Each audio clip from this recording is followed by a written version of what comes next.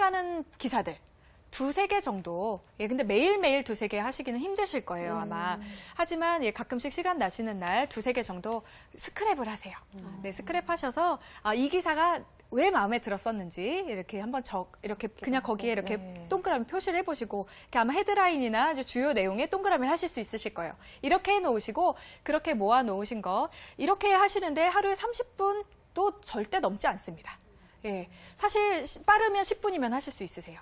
네, 그래서 차츰차츰 처음에는 매일매일 하실 수 없었지만 나중에는 매일매일 하실 수 있고 이렇게 한 달 정도 하시면 한 달 모아놓은 거 동그라미 쳐놓은 것만 읽으셔도 처음에는 작은 기사였는데 나중에 점점 큰 기사가 되면서 이슈화되는 그런 것들이 보이기 시작하실 겁니다.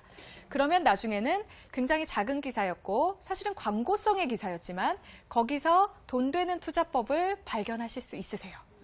제가 도움을 많이 받았던 점이 제가 인터넷 한 동호, 재테크 동호회에서 네네. 다른 활동은 거의 많이 하지는 않았는데 제가 딱 두 가지를 했습니다. 제일 많이 했던 것이 바로 이 신문을 올리는 일인데요. 제가 이제 각종 신문사에서 오는 당시에는 이제 구독하는 것도 있었고 올려야 되기 때문에 굉장히 많은 기사를 읽었습니다. 인터넷으로 그래서 읽게 되긴 했었는데요. 이렇게 해서 발췌한 기사들을 제가 하루에 10개에서 이제 부동산이면 부동산, 주식이면 주식, 그리고 그냥 금융 상품에 대한 그런 것들도 있습니다. 이런 것들을 다 합쳐서 하루에 10개 내지 뭐 15개까지 뭐 좀 주요 기사가 없다고 생각되는 날은 적게 올린 적도 있어요. 이렇게 매일매일 올렸는데요. 제가 학교 시험이 있는 때에도 매일 올렸고 그리고 학교에서 솔직히 동아리에서 한잔하고 온 그런 날에도 자기 전에 굉장히 늦은 시각이 되더라도 항상 올리고 자는 습관을 들였었습니다. 이것을 만 3년 정도 하고 나니까 이제는 기사를 조금만 보아도 대충 무슨 내용이겠고 어떻게 변화를 했겠구나. 예측도 어느 정도는 가능하고 그리고 보면서 좀 더 빠른 정보 습득을 할 수 있게 되었죠.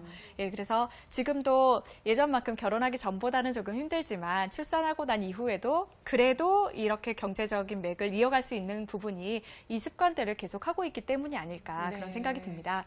이렇게 모으셔서 하루 10분 내지 30분 투자하셔서 돈이 없어도 이렇게 투자를 하셔야 됩니다. 그래야 나중에 좋은 기회가 생겼을 때 잡으실 수 있습니다. 제가 아까 쥐어짜시란 말씀을 드린 것도 이렇게 쥐어짜서 한번 노력해 보셔야 정말 큰 돈이 뭔가 생겼을 때 혹은 나중에는 이제 절약하는 것이 지금도 절약하시지만 더 습관이 되실 거예요, 분명히. 이렇게 쥐어짜시다 보면. 그래서 이렇게 해서 나온 돈들이 좀 점점 많아질 것이고 그런 부분들을 자신 있게 투자해 나가실 때 그 자신감을 갖는 데 있어서도 내가 이 정도의 실력이 있다는 것을 그 스크랩의 양과 그 정보를 보면서 충분히 알 수 있으시거든요. 그래서 자신의 수준과 재테크의 수준과 그리고 자신의 가치와 그런 투자의 성향을 정확하게 파악하실 때 기회를 잡으실 수 있습니다.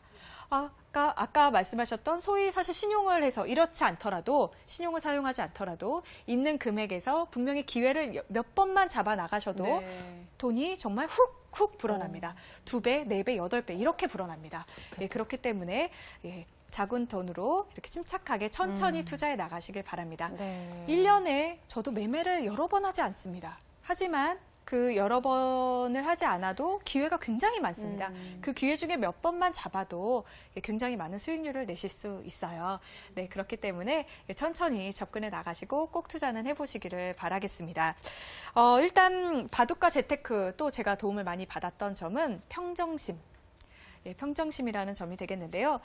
바둑을 두게 되면 반상무인이라고 합니다. 바둑을 사람과 사람이 두고 있지만 제가 없어진 상태에서 바둑을 봅니다. 최대한 객관적으로 보기 위해서 노력을 하는 거죠.